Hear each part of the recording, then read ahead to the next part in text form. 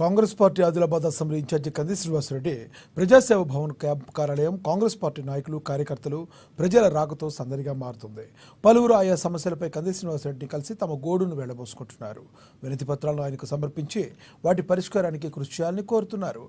ఆయన సైతం సానుకూలంగా స్పందిస్తూ వారికి భరోసాని కల్పిస్తున్నారు.